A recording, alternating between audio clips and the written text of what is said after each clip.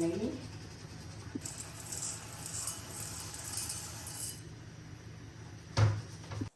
Hi friends, welcome to Thilaga's kitchen. இன்றைக்கி நான் வந்து கருப்பு உளுந்தில் களி செய்ய போகிறேன். கருப்பட்டி நல்லெண்ணெய் சேர்த்து. இப்போ நான் வந்து 250 உளுந்து எடுத்துருக்கிறேன், கருப்பு உளுந்து.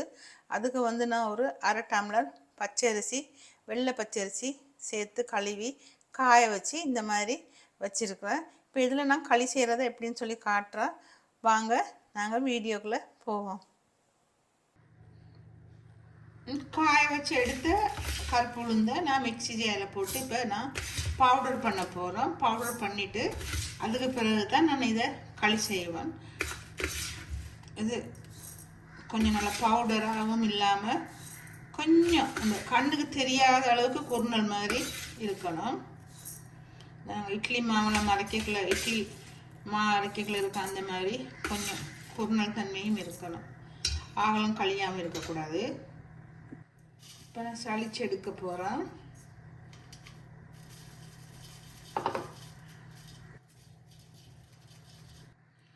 நான் மிளகு 2-3 சேர்க்குறேன். இப்போ நான் பவுடர் பண்ணிட்டேன். நான் உளுந்தும் பச்சரிசியையும் நான் வறுக்கையில் பச்சையாக தான் வெயிலில் காய வச்சு இப்படி மிக்ஸி ஜாரில் திரித்து எடுத்துருக்கேன். இதே மாதிரி செய்தால் இன்னும் உடம்புக்கு நல்லது. வறுக்கக்கூடாது. வறுக்காமல் பச்சையாகவே இப்படி காய வச்சு செய்கிறது தான் இன்னும் உடம்புக்கு நல்லது. இப்போ இதான் செய்கிற முறையை நான் காட்டுறேன். இப்போ உளுந்தாங்களி நான் காய்ச்ச போகிறேன், செய்ய போகிறேன். அதுக்கு கருப்பட்டி, இந்த கப்புக்கு ஒரு கப் கருப்பட்டி எடுத்துருக்குறேன். உளுந்த மாவும் கருப்பு உளுந்து மாவும் அந்த கப்புக்கு அதே அளவு கப்புக்கு ஒரு கப் இருக்குது. இப்போ இந்த கருப்பட்டியை வந்து நான் காய்ச்ச போகிறேன். இந்த கப்புக்கு ஒரு கப் தண்ணி விட்டு நல்லா காய்ச்சி முருக வரணும்னு அவசியம் இல்லை. அதில் தூசி டஸ் அப்படி ஏதாவது குப்பையில் எதுவும் இருந்தால் அதை வடிகட்டி எடுக்கிறதுக்காகத்தான் நான் அதை தண்ணி ஊற்றி காய்ச்ச போகிறோம். ஏன்னா கருப்பட்டியை நம்பி செய்யலை, அது வேலையில் சில நேரம் அதில் கல் மண்ணுகள் இருக்கும். இப்போ இந்த கருப்பட்டியை நான் காய்ச்சி எடுக்க போகிறோம். இந்த கருப்பட்டியை இந்த பாத்திரத்தில் நான் சேர்க்குறேன். இப்போ அதில் அளவுக்கே நான் தண்ணி சேர்க்குறோம். அந்த கருப்பட்டி இருந்த கப்லேயே நான் தண்ணியும் சேர்க்குறோம். சேர்த்து இது கொதிக்கட்டும். கொதித்து கருப்பட்டி கொஞ்சம் கரைஞ்சா ஓகே.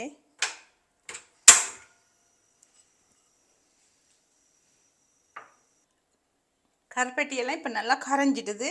இப்போ நான் இதை வடிகட்டி நான் இது கழிக்கின்ற பாத்திரத்தில் நான் இதை ட்ரான்ஸ்ஃபர் பண்ண போகிறேன், ஊற்ற போகிறேன். இந்த கருப்பட்டியை நான் வடிகட்டுறேன் இந்த தாச்சிக்கில். இப்போ இதில் பாருங்கள், கொஞ்சம் இருக்குது, தூசி கொஞ்சம் இருக்குது.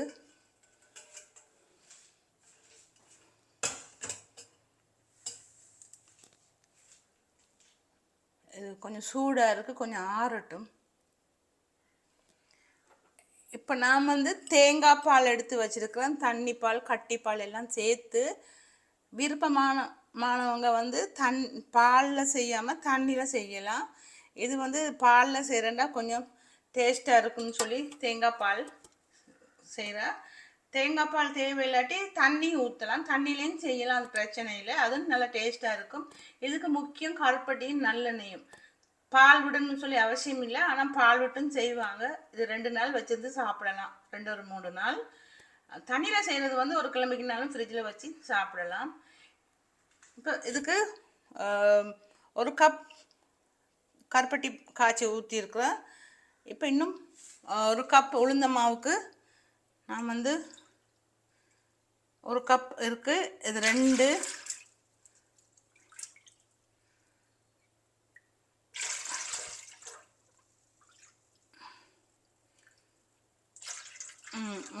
4 தேங்காய் பாலில் 4 கப்பும் கருப்பட்டியில் ஒரு கப்பும் 3 சேர்த்துருக்குறேன். இப்போ இது உளுந்து திரிச்ச உளுந்தம்மா, கருப்பு உளுந்து அது திரிச்சது. இப்போ இதையும் நான் இதில் சேர்த்து நல்லா மிக்ஸ் பண்ணி கரைச்சி எடுத்துகிட்டு தான் நான் களியை செய்வேன். இப்போ நான் இதில் கொஞ்சம் கொஞ்சமாக சேர்த்து நான் மிக்ஸ் பண்ணி இது நான் அடுப்பில் வைக்காமல் தான் செய்கிறேன். அடுப்பில் வைக்கையில் சில நேரம் கட்டி பிடிக்கும்னு இது இப்படி நல்லா மிக்ஸ் பண்ணி கையாலையும் கரைக்கலாம். ஸ்பூனால் கரைக்கும் இந்த கட்டை மரக்கட்டை கரண்டியால். இது நல்லா இப்படி நல்லா மிக்ஸ் ஆகிட்டு அது பிறகு நான் அடுப்பை ஆன் பண்ணுவேன். இப்போவுமே நான் அடுப்பு போட இல்லை. இது நல்லா எல்லாம் கரைஞ்சி கட்டியெல்லாம் கரைஞ்சி நல்லா பசை மாதிரிக்கு நல்லா களி மாதிரிக்கு நல்லா கட்டி ஒரு கட்டியும் இல்லாமல் நல்லா இறுகி வரட்டும். மாவெல்லாம் கரைஞ்சி கொஞ்சம் இறுக்கமாக வரட்டும். அது பிறகு நான் அடுப்பை ஆன் பண்ணுவேன். அடுப்பை ஆன் பண்ண போகிறோம். இது கொஞ்சம் கட்டி கட்டியாக இருக்குது.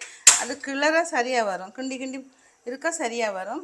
எங்களோட அம்மாட காலத்துலலாம் வந்து இப்படி மரக்கட்டை பலகையால் செய்ய மாட்டாங்க. கையால் நல்லா மசித்து கரைச்சி எடுத்துகிட்டு தான் செய்வாங்க. இது வந்து உளுந்தும் இந்த அரிசியும் இப்போ நான் சொன்னேன் வெயிலில் காய வைக்கணும்னு. ஆனால் இப்போ வெயில் இல்லாதவங்க வந்து அதை வறுக்கலாம். ஆனால் நல்ல முருகை வறுக்காமல் ஓரளவு சூடு வந்து இந்த மிக்சியில் போட்டு திரிக்கிற அளவுக்கு வந்தாலே போதும். அதை நல்ல மிக்சியில் போட்டு திரித்து எடுத்துன்னு செய்யலாம். இப்போ எங்களோட நாட்டில் இங்கே ஸ்ரீலங்காலாம் வெயில் நல்லா அடிக்கிறபடியாக நாங்கள் நல்லா வெயிலில் ஒரு 2-3 ஹவர்ஸ்லேயே நல்ல முருகலாக காஞ்சிடுது. இப்போ இது வந்து இப்படி கிண்டி கொண்டே இருக்கணும். கிண்ட இறுகி வரதான் நான் நல்லெண்ணெய் ஊற்றி கிளறுவேன். ஒரு சிட்டிகை உப்பு சேர்க்குறேன். இனிப்பு பதார்த்தத்துக்கு எப்படியும் உப்பு சேர்க்கணும். ஒரு சிட்டிகை சேர்த்துருக்குறேன் உப்பு.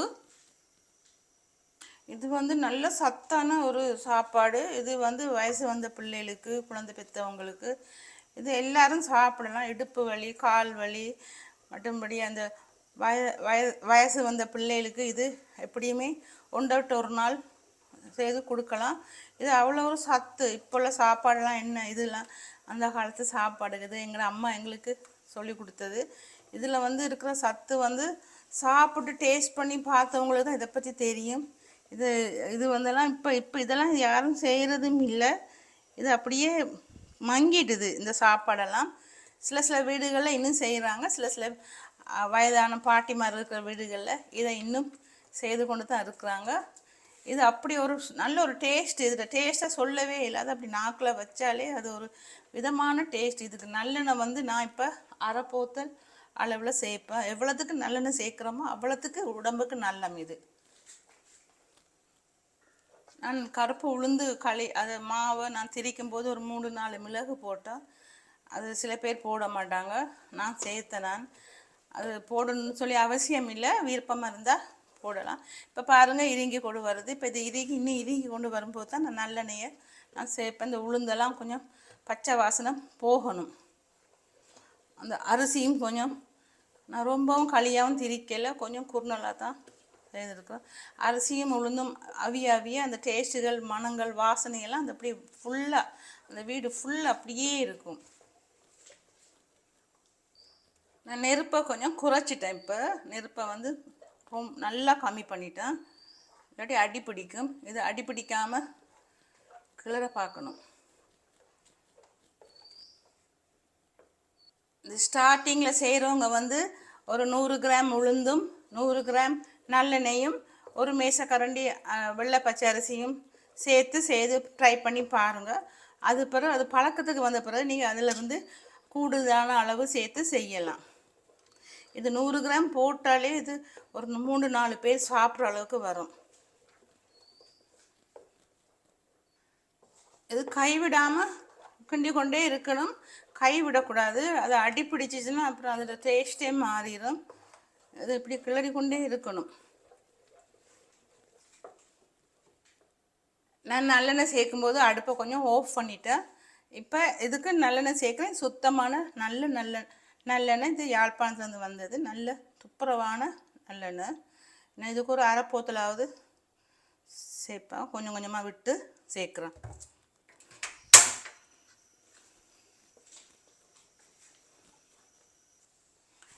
இது ஒரு இந்தியன் உணவு தான். இது இந்தியாவில் இன்னும் இது செய்கிறாங்க. நீங்கள் எங்கள் நாட்டில் இதெல்லாம் எங்கே செய்ய, இது தெரிஞ்சவங்களுக்கு தெரியும். இதில் எங்கள் அம்மா எனக்கு சொல்லி கொடுத்தது. அவங்க இதை எங்களுக்கு வாரத்துக்கு ஒரு முறை செய்து தருவாங்க. இது அவ்வளோ ஒரு சத்தானது. இதில் வந்து இடுப்பு வலி, கால் வலி, மூட்டு வலி அப்படி அந்த வருத்தம் உள்ளவங்க வந்து இதை ஒரு கிழமைக்கு ஒருக்கா செய்து சாப்பிடலாம். குழந்தை பிள்ளைகள் சொல்லி சொன்னால் சாமர்த்தியப்பட்ட பிள்ளைகள், வயசுக்கு வந்த பிள்ளைகள், இந்த பிள்ளைகளுக்கு கொடுக்கலாம். குழந்தை பிள்ளைகளுக்கும் ஒரு 2 ஸ்பூன் அப்படி கொடுக்கலாம். 1 வயசு 2 வயசு பிள்ளைகளுக்கு கொடுக்கலாம்.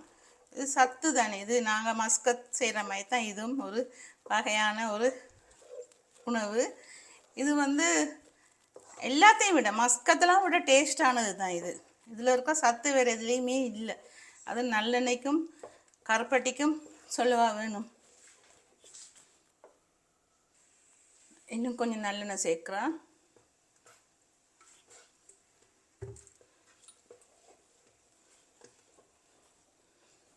இது நல்லெண்ணெய் ஊற்ற ஊற்ற அப்படியே உள்ளே உறிஞ்சி எடுத்துரும் நல்லெண்ணெயை.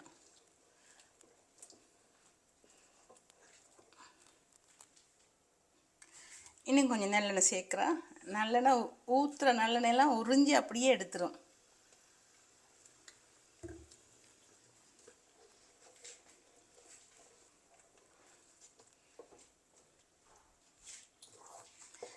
நான் இன்னும் ஒரு பாரம்பரிய உணவு செய்து காட்டுறேன் உங்களுக்கு கூடிய சீக்கிரம். இது வந்து இப்போ நான் சொன்ன மாதிரிக்கு தேங்காய் பால் சேர்க்கணுன்னு சொல்லி அவசியம் இல்லை. நீங்கள் தண்ணிலையும் மிக்ஸ் பண்ணலாம்.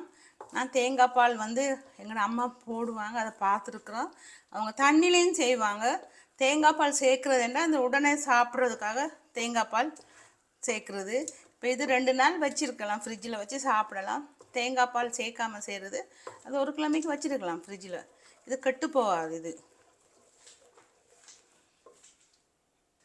இன்னும் நல்லெண்ணெய் கொஞ்சம் சேர்க்குறேன். சரியாக அரைப்போத்தல் நல்லெண்ணெய் பிடிக்குது. இது அடி பிடிக்காமல் அப்படியே கிண்டி கொண்டு இருக்கணும். கையெல்லாம் உழையுந்தான் இருந்தாலும் டேஸ்ட்டாக சாப்பிடணும்னு சொன்னால் நாங்கள் மினக்கிடணும். இது வந்து பாரம்பரிய உணவு. இதெல்லாம் இப்போ இல்லை. இது வயசு போனவங்க அந்த காலத்தில் செய்வாங்க. இப்பவும் செய்கிறவங்க இருக்கிறாங்க. இப்பவும் இதே மாதிரி உளுந்தங்களியெல்லாம் செய்து சாப்பிட்றவங்க இருக்கிறாங்க. 100க்கு 50% இருக்கிறாங்க. இப்போ பாருங்கள் எப்படி வருதுன்னு பாருங்கள். இது இன்னும் கொஞ்சம் இறுகிட்டா இந்த எண்ணெயெல்லாம் நான் ஊற்றுன எண்ணெய்லாம் பாருங்கள் மேலால் அப்படியே வரும். அந்த எவ்வளோ எண்ணெய் ஊற்றுனோன்னா அந்த எண்ணெயில் அப்படியே வரும்.